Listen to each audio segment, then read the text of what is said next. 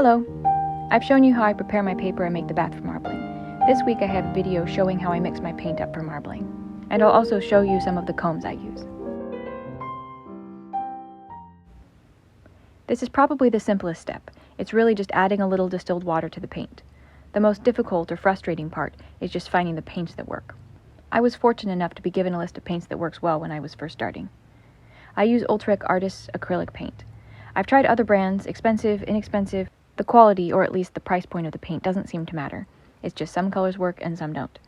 Every color is made from different pigments, and the additives in the paint that make it work consistently as paint don't always work for marbling. Even colors that work don't all behave the same. The white I use always spreads a lot, and it's stronger on the bath than other colors. When the surface of the bath is full, the drops will stop spreading, or the paint will even sink to the bottom for some colors. But the white will always spread, even when other colors won't, so you have to be careful what order you put the colors down in. If you filled up the surface with other colors that won't spread anymore and want to add just a touch of white, the white will probably spread too much and take over the pattern. How each color behaves and interacts with the other colors is something you'll start to learn as you go. I'm very imprecise in measuring out how much water I add to the paint. I don't measure at all, actually. I just add a little bit of water and see if it feels like it's spreading well on the bath or it's too heavy, and then adjust it as needed. This is something that depends on the particular color.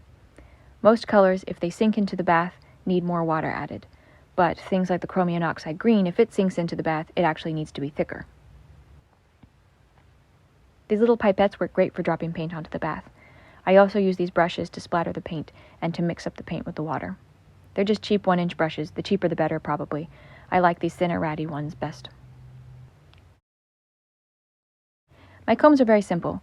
Just strips of wood with holes drilled through with the drill press. I then drop nails into the holes. I use these finishing nails. They're the thinnest ones I could find that were also long enough for my combs.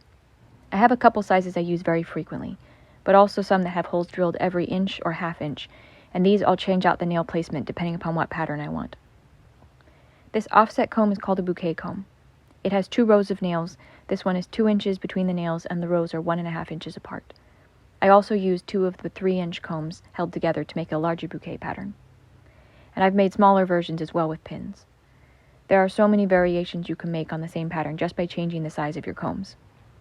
I usually use the 3-inch comb, these wider ones are also called rakes, to mix the colors at the beginning of the pattern. If you stop at that point, it's called the Get-Gal pattern. These very narrow ones are called non-parallel combs. This is the only store-bought one I have. Don't ask me where I got it, I've forgotten. These others I've made from corsage pins, sandwiched between strips of foam core with hot glue. Very high-tech. I also have this 1/2-inch comb, used for things like a narrow chevron pattern that fits the short side of my tank. I didn't want to make a whole other comb to fit the longer side, so I made a little extender I can attach to the end, turning it into a longer comb. The size of the pins or nails and the spacing between them can have a whole different effect on the pattern, even if you're making the same motions. For instance, the fleur-de-lis pattern and what I call the water lily pattern are made the exact same way, but the bouquet comb is wider relative to the chevron pattern on the water lily, giving it a whole different effect. I hope you've enjoyed this little instructional video series. If you have any questions, let me know. I'll be back to posting more marbling demos next week. Thank you for watching.